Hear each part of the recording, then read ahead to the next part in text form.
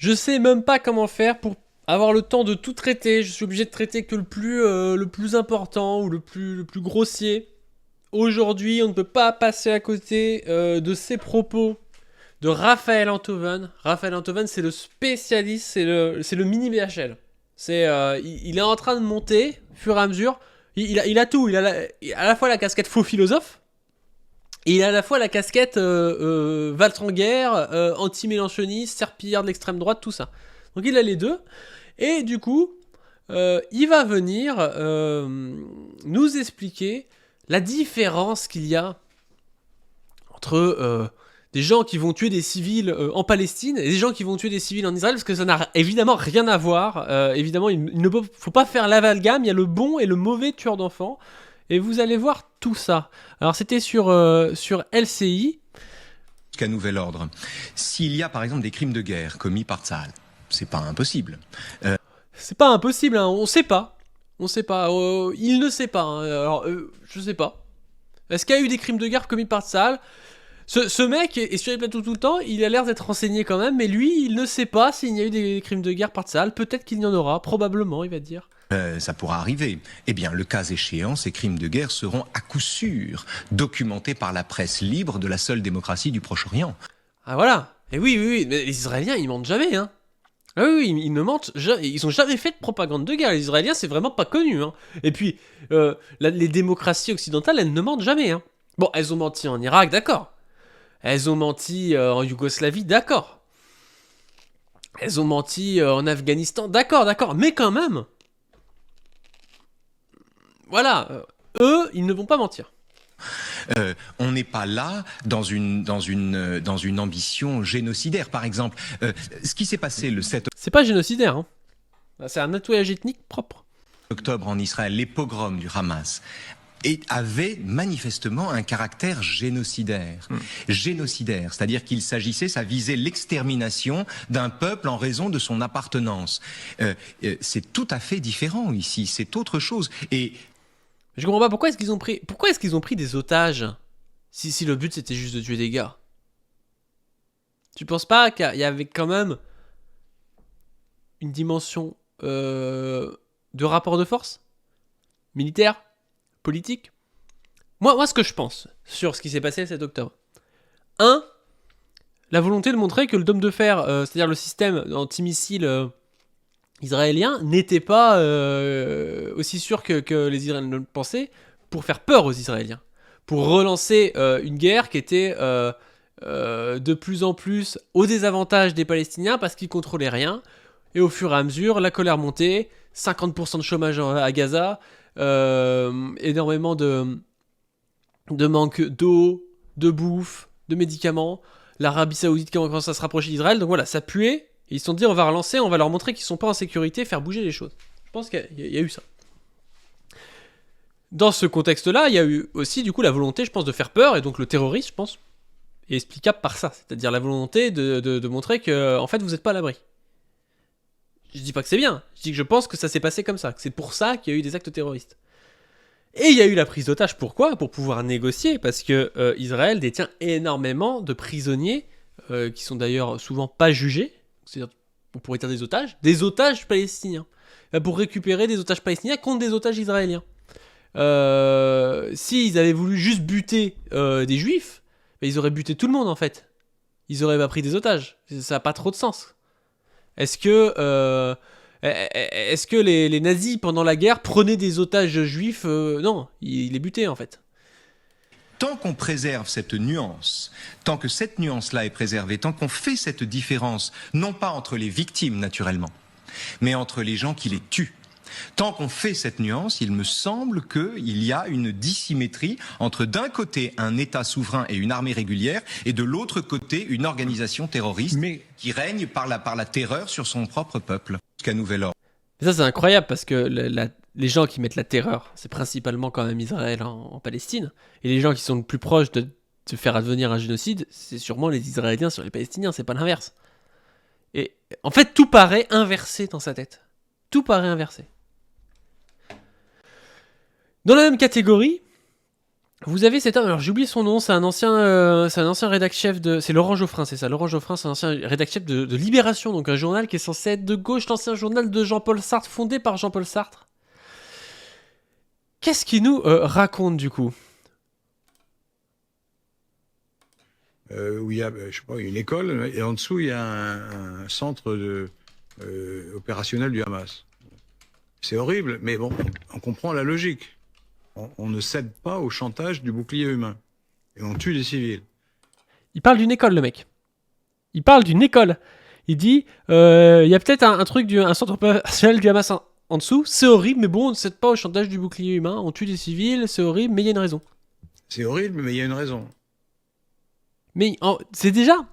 Ça montre deux choses. Déjà, les mecs sont incapables de comprendre les raisons des actes du Hamas. C'est-à-dire qu'ils pensent que, sincèrement, il n'y a rien derrière, quoi. Et les mecs se disent pas, bah, on va prendre des otages, on va faire un rapport de force, on va faire peur, on va relancer la lumière sur nous. Non, non, non. C'est juste des barbares qui veulent tuer des juifs. En gros, pour eux, c'est ça dans leur tête. Mais ça vous paraît débile, sûrement. Mais pour eux, la guerre se résume à ça. C'est pareil pour Ukraine contre Russie. Il n'y a pas des intérêts. Non, non, c'est Poutine est fou. Poutine est fou, il a attaqué. N'importe qui s'intéresse un peu au sujet se dit bah non, en fait il y a des intérêts, voilà. Ils sont pas en train de dire que c'est bien que Poutine il a envahi un territoire. Mais essayez de comprendre ce qui se passe. Bah non, là c'est pareil, c'est le Hamas, ils sont juste fous, ils ont voulu tuer des juifs. Alors que des mecs qui bombardent des écoles, alors que peut-être que 40 mètres en dessous il y a des réseaux avec peut-être des gens du Hamas, donc ça fait quand même beaucoup de peut-être parce qu'on n'est pas sûr, et en plus de ça, si ça se trouve, il y a vraiment un réseau mais il y a personne dedans à ce moment-là, enfin voilà. Et ben on va bombarder des écoles. Et ils disent que c'est les gars du Hamas qui se servent de la population comme bouclier humain, quoi.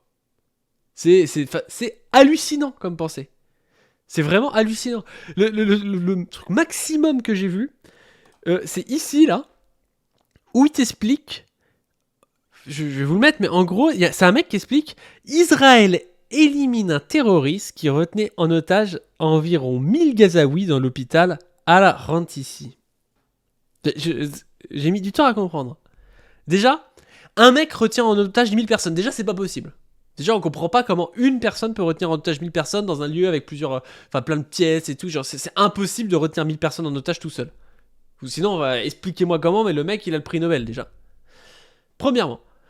Deuxièmement, comment ça se fait qu'il retient en otage des Gazaouis? Ils en ont rien à foutre, les Israéliens des Gazaouis. Ils vont pas échanger... le Hamas, ils vont pas échanger des Gazaouis contre des gens en Israël. Les Israël sont en train de raser les Gazaouis. Ils en ont rien à foutre des Gazaouis. Donc en fait, la formation, elle est fausse. Ils retiennent pas en otage des Gazaouis. C'est juste que il y avait un terroriste au milieu de 1000 Gazaouis. C'est ça qu'ils veulent dire. Mais eux, ils disent retenez en otage des Gazaouis. Tout ça pour nous dire que voilà, ils ont éliminé un terroriste, mais ils nous disent pas s'ils ont tué les 1000 mecs. Mais on comprend pas trop comment ils ont pu éliminer. Alors peut-être avec un sniper, peut-être qu'ils ont éliminé que le terroriste. Je veux pas balancer de fake news.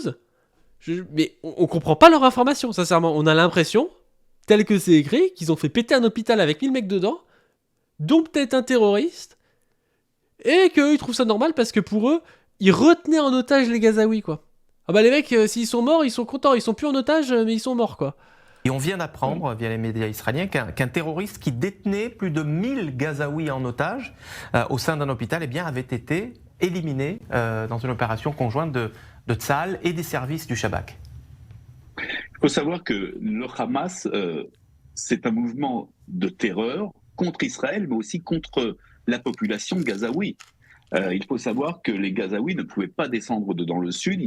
On leur tirait dessus comme des lapins dès qu'ils voulaient partir pour se réfugier. Donc, il y a des otages aussi gazaouis dans les mains du Hamas et ils se servent aussi des Gazaouis comme boucliers humains. Même, attention, je mets tout ça, je dirais, avec des guillemets. N'oublions pas qu'il y a aussi énormément de Gazaouis qui ont participé au massacre du 7 octobre dernier. Voilà. Donc on sait pas trop s'ils ont buté 1000 mecs ou pas. Ils nous disent pas.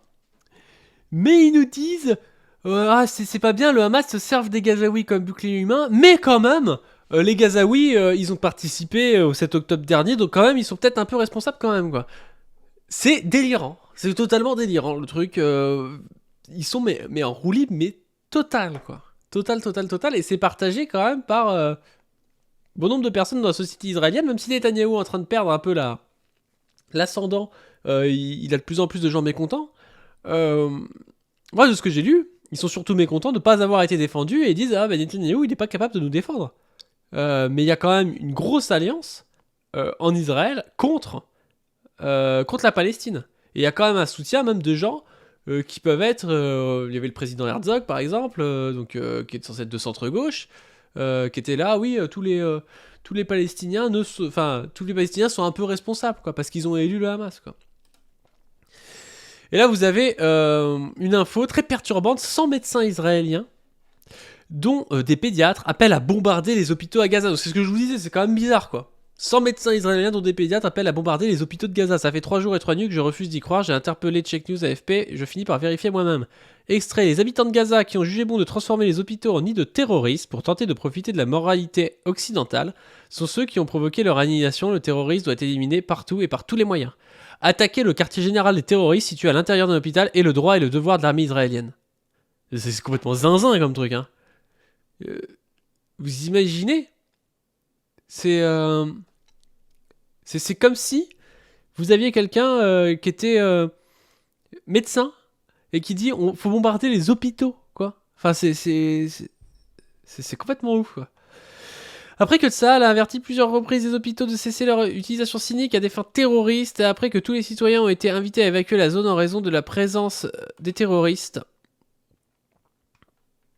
ils utilisent une obligation de détruire les nids de guêpes et les hôpitaux qu'ils utilisent pour les abriter. Le plus tôt sera le mieux.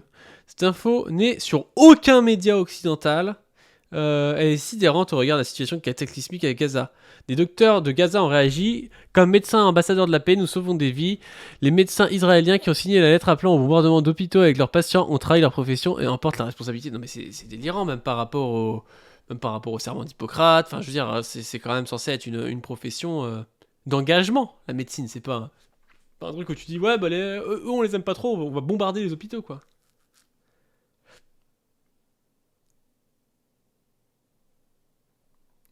Ces médecins interprètent l'OMS et les ONG des droits de l'homme internationales afin qu'elles sanctionnent ces médecins israéliens qui poussent à bombarder d'autres médecins et du personnel médical, des blessés et des malades. Faut-il rappeler le serment d'Hippocrate puisqu'aucune ONG occidentale n'a parlé de cette abjection morale, aucune ONG ne l'a dénoncé. Aidez-moi à rendre ce trait viral. Sans vous, l'information restera ici et n'aura pas d'audience. Pour les sources, voici. Donc, je vous mettrai ça, si vous voulez, dans la description. On apprend que cette lettre a suscité un débat en Israël avec d'autres médecins qui s'y opposent et dénoncent une condamnation à mort des patients.